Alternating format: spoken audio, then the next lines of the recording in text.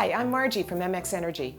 In my parents' generation, the modern kitchen was all about convenience. My mom's tips for energy savings was to order takeout, fry up an onion, and let my dad think she'd been cooking all day. But so much has changed. This is no longer the kitchen of the future. This is the kitchen of today. But do we really know how to use it efficiently? I wish my friend Daniel, the mindful chef, were here to give me some clues on how to use my kitchen more efficiently. How did she do that? Hi, Margie, how are you? Wow, glad you could drop in. I just felt your vibe. I kind of feel like I'm in the Twilight Zone right now. No, Margie, you're in the kitchen zone. And let's talk about where we are in terms of energy consumption. Let's start with the cooktop. This is probably where you should be doing most of your cooking. Ovens are very, very inefficient, even brand new modern ones. So if you could plan your meal based around sauteing, braising, using lots of liquids in your cooking processes, this is the best place and most efficient place to cook. Wow, that's better than baking. So is it better to make a pot roast on the stove than one in the oven?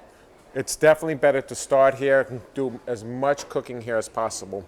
Okay. Finishing things in the oven is good, and you don't have to preheat your oven. Most people are under the assumption that you have to preheat the oven. You don't have to preheat your oven? You do not have to preheat your oven. Frankly, I'm shocked. That's just a myth. That's an old myth that is essentially lived on, Something and my you don't mother have would have to. told me. That's incredible. Now, I have a question for you because I know that a lot of people want to redo their kitchens. Right. And they're trying to figure out whether they should go with electric or go to gas. I personally like gas, but if I were to move away from gas, I would go to induction. Induction cooktops work on electromagnetic fields. There are waves of electromagnetic energy transferring into the pot. You have to use very specific cookware for this kind of cooking. So you can use cast iron, some stainless steel, and then there's a stainless steel that's magnetized, so it actually helps cook the food.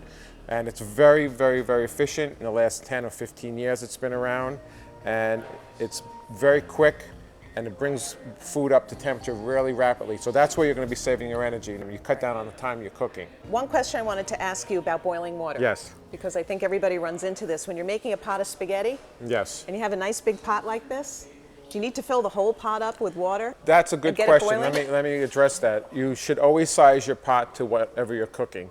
So if you were going to use that for a pound of pasta and you were filling that with water, not only are you using too much energy in terms of gas or electricity, but you would be using too much water. Whatever it is that you're cooking, always measure the pan to the volume of food so you understand what you're going to get, because you don't want too much energy being dissipated in the pan unnecessarily.